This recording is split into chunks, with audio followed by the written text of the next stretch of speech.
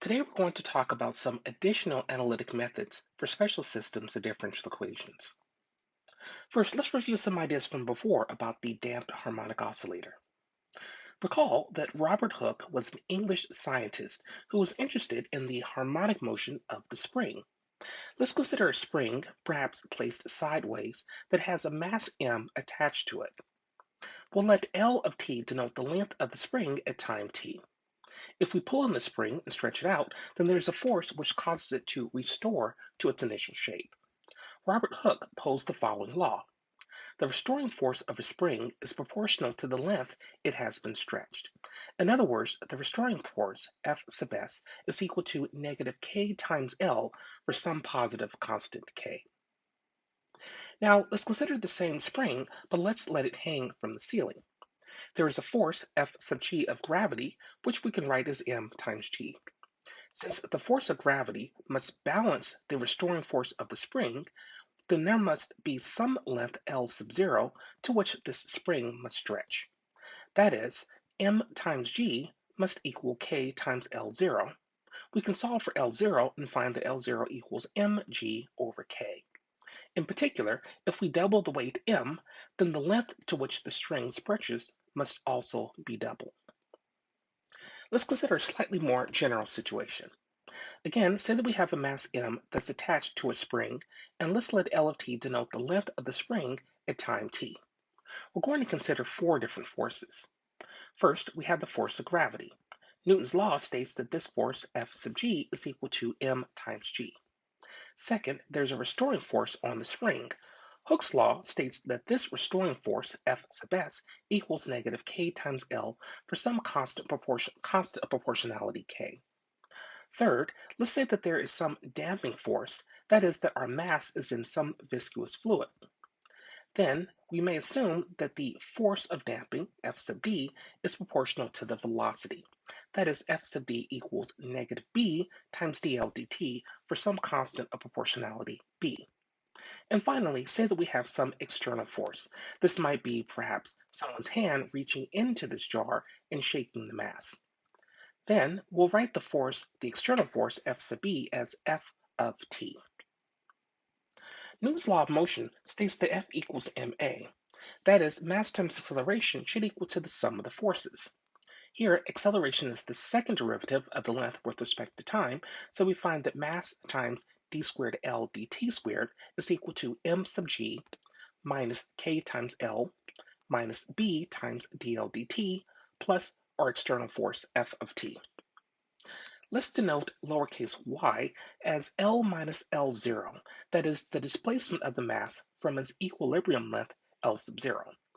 Then we find a slightly simpler equation, that is d squared y dt squared plus p times dy dt plus q times y plus 1 over m f of t, where lowercase p is b over m and lowercase q is k over m. Here's a slightly different way we can express this differential equation. Let's define the velocity v as dy dt. Then we find the system dy dt equals v and dv dt equals negative q times y minus p times v plus 1 over m f of t. Our motivating question is, what is the solution to either of these differential equations? Today we're going to discuss some analytic methods to help us solve these types of equations. As we just noted, we're going to focus on the damped harmonic oscillator. We just found a differential equation of the form d squared y dt squared plus p times dy dt plus q times y equals g of t. In this case, g of t is 1 over m times capital F of t, our external force. We found that we could express this as a two-dimensional system by introducing the velocity v equals dy dt. Let's now recall some definitions. A first-order differential equation is an equation of the form dy dt equals f of t comma y, where f is a function of two variables t and y.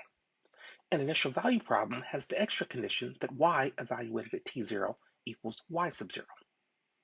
We'll say that this first-order differential equation is a linear equation if f of ty equals a of t times y plus b of t. That is, we have a differential equation of the form dy dt equals a of t times y plus b of t, where y of t0 equals y sub 0. We'll say that this linear equation is homogeneous if b of t is identically equal to 0. Otherwise, we'll say that this equation is non-homogeneous. Here are some more definitions. A two-dimensional system of first-order equations is a system of equations of the form d capital Y dt equals capital F of t capital Y, where capital Y is the two-dimensional vector lowercase x, comma, lowercase y, and capital F is the two-dimensional vector lowercase f, comma, lowercase g. For some functions, lowercase f and lowercase g, that are functions of three variables, t, x, and y.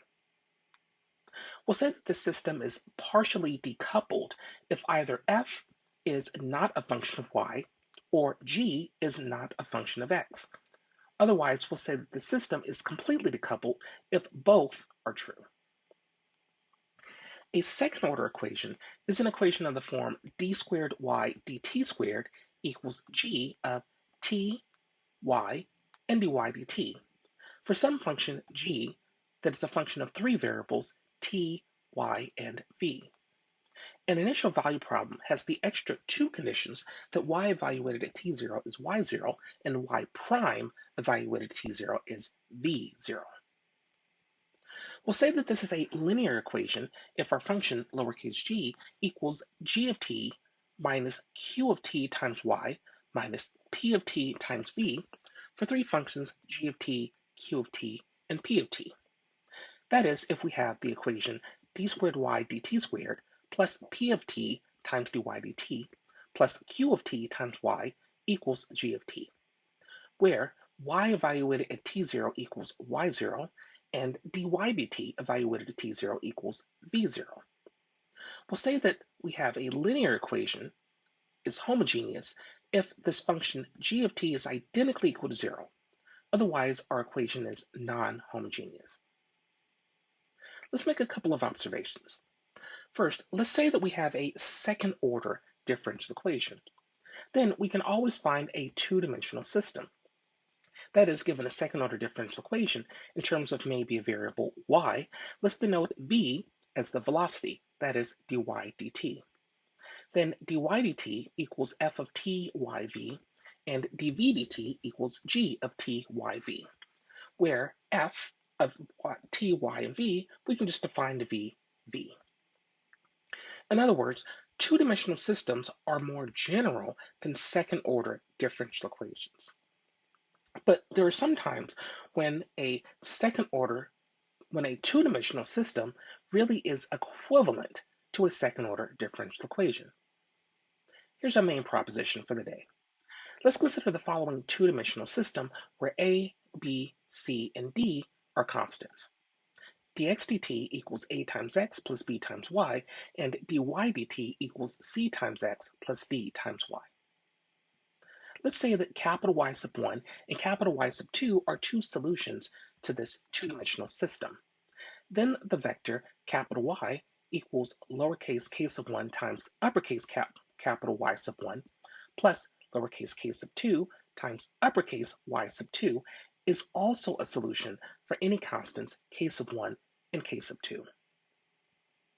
Next, let's say that x of t and y of t are two solutions to this two-dimensional system. Then they are also solutions to the following second-order differential equation.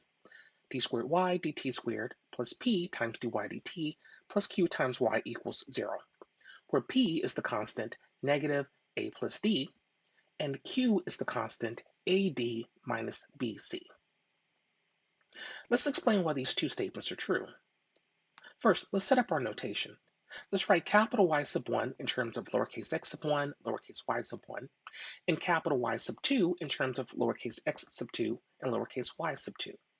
Then we know, for example, x1 prime is equal to ax1 plus by1, and y1 prime is equal to cx1 plus dy1. Now let's consider the vector capital Y, which is equal to k sub 1 times capital Y sub 1 plus k sub 2 times capital Y sub 2. That is, we can express x as k1 times x1 plus k2 times x2, and we can express y as k1 times y1 plus k2 times y2.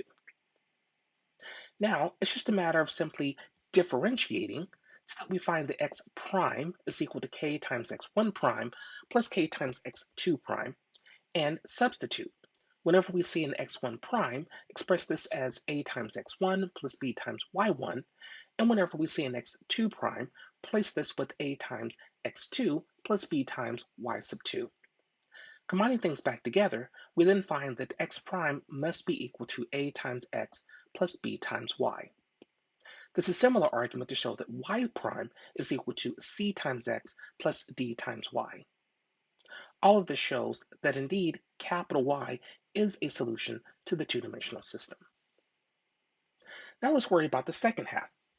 Let's first observe that if dx dt equals a times x plus b times y, and dy dt equals c times x plus d times y, then we can take the derivative of both sides to find an expression for d squared x dt squared as a combination in terms of x and y.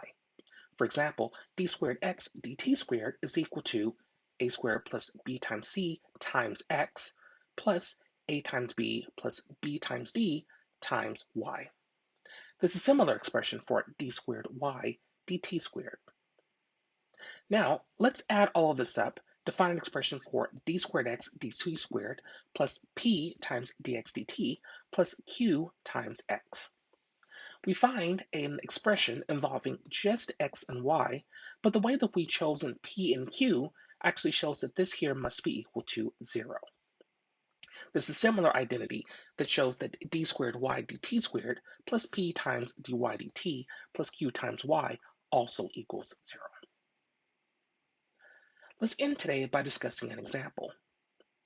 Recall that a two-dimensional system of first-order equations is said to be completely decoupled if we can write dx dt equals f of t times x, that is, the right-hand side is not a function of y, and dy dt equals g of t times y, that is, the right-hand side is not a function of x. As an example, let's consider the following completely decoupled system. Dx dt equals lambda 1 times x, and dy dt equals lambda 2 times y.